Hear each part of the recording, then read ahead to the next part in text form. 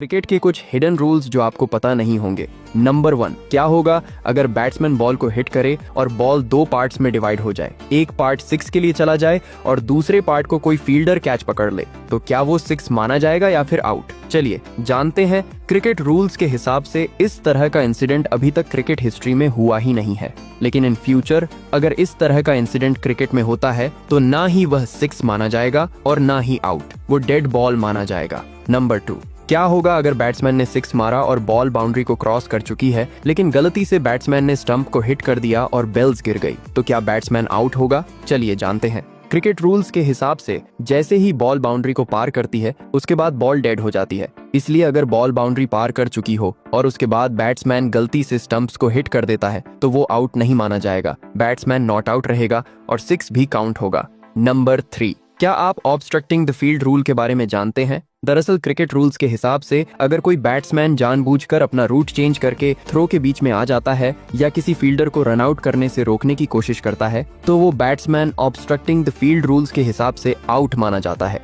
Number 4, क्या batsman wicket के पीछे जाकर बॉल को हिट कर सकता है? चलिए जानते हैं। क्रिकेट रूल्स के हिसाब से अगर कोई बैट्समैन स्टंप्स के पीछे जाकर गेंद को हिट करता है तो इसे एक वैलिड शॉट माना जाता है, लेकिन बैट्समैन को इस बात का ध्यान रखना जरूरी है कि वह फील्ड को ऑब्स्ट्रक्ट ना करें, वरना उसे ऑब्स्ट्रक्टिंग द फील्ड रूल्स के हिसाब से आउट भी दिया जा सकता है। नंबर 5, क्या आप जानते हैं कि कैच करने के बाद गेंद को कितनी देर तक होल्ड करना होता है? चलिए जानते हैं।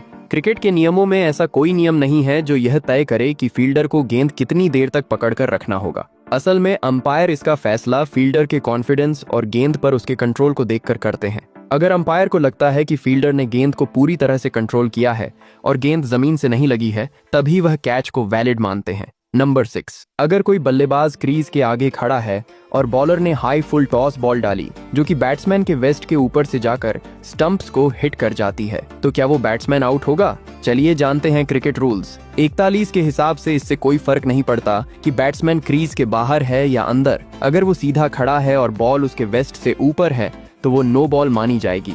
नंबर 7, क्या होगा अगर एक बॉलर एक ओवर में 6 की जगह 7 बॉल डाल दे और 7वें बॉल पर कोई बैट्समैन आउट हो जाए, तो क्या वह आउट माना जाएगा या नहीं? चलिए जानते हैं।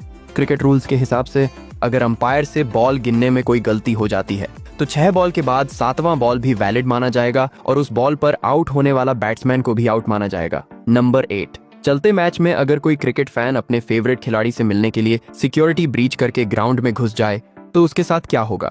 चलिए जानते हैं। क्रिकेट रूल्स के हिसाब से अगर कोई फैन इस तरह से सिक्योरिटी ब्रीच करता है तो उसे तुरंत स्टेडियम के बाहर निकाल दिया जाता है। उस पर बोर्ड या वेन्यू लाइफ टाइम बैन भी लग सकता है, उसे फाइन भी भरना पड़ सकता है और उस पर पुलिस केस भी हो सकता है।